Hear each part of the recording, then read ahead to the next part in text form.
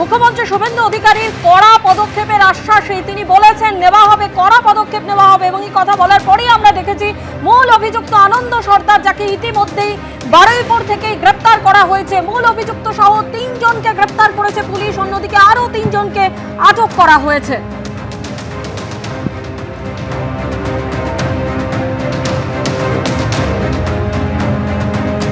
এই মুহূর্তে যে খবর পাওয়া যাচ্ছে, আগামীকাল মুখ্যমন্ত্রী শুভেন্দু অধিকারী তিনি যাবেন বারুইপুরে।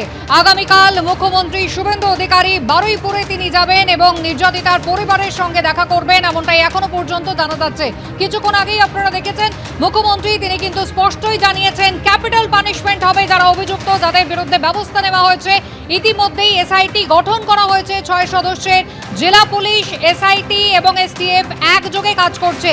পরিবার যাদের যাদের বিরুদ্ধে অভিযোগ করেছে কাউকে ছাড়া হবে না। নারী নির্যাতনে জিরো টলারেন্স মুখ্যমন্ত্রী স্পষ্ট জানিয়ে দিয়েছেন। আগামীকাল তিনি যাচ্ছেন বারুইপুরে। আগামীকাল শুভেন্দু অধিকারী তিনি যাবেন বারুইপুরে, এমনটাই জানা যাচ্ছে। কথা বলবো আমাদের প্রতিনিধি শিবাশিস মৌলিক রয়েছেন আমাদের সঙ্গে। শিবাশিস, কি খবর পাচ্ছ?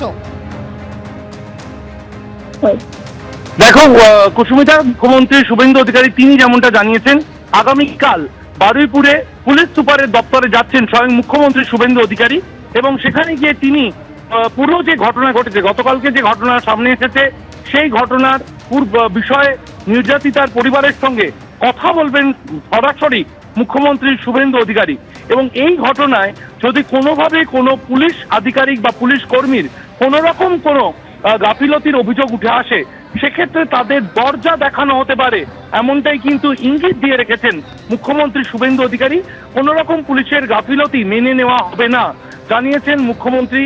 এর পাশাপাশি তিনি আরো জানান যে গতকালকে যে ঘটনা, সেখানে যে জনরোষ দেখা গিয়েছে এবং তাতে একজনের মৃত্যু পর্যন্ত ঘটেছে, এই ঘটনায় 200 জনকে শনাক্ত করা হয়েছে, সেই 200 জনের বিরুদ্ধেও ব্যবস্থা নেওয়া হতে পারে, এমনটাও কিন্তু ইঙ্গিত দিয়ে রেখেছেন শুভেন্দু অধিকারী।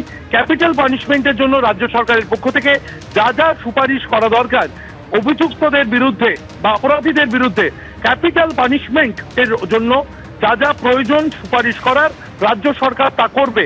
রাজ্য সরকার এবং মুখ্যমন্ত্রী নির্যাতিতার পরিবারের পাশে রয়েছে, সেই বার্তা আরো একবার দিয়ে রাখলেন মুখ্যমন্ত্রী শুভেন্দু অধিকারী। শিবাশিস, ধন্যবাদ। মুখ্যমন্ত্রী নির্যাতিতার পরিবারের পাশে আছেন, গতকালও কথা হয়েছে, আজও কথা হয়েছে। মুখ্যমন্ত্রী জানিয়েছেন যে কোনোভাবেই কিন্তু অভিযুক্তদের ছাড় দেওয়া হবে না।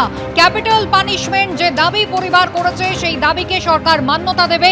আর ইতিমধ্যেই গণরোষের ঘটনায় আপনারা জানেন একজনের মৃত্যু হয়েছে, সেই ঘটনায় আলাদা এফআইআর দায়ের হয়েছে। ইতিমধ্যেই 200 জনকে চিহ্নিত করা হয়েছে, তাদের বিরুদ্ধেও ব্যবস্থা নেবে সরকার।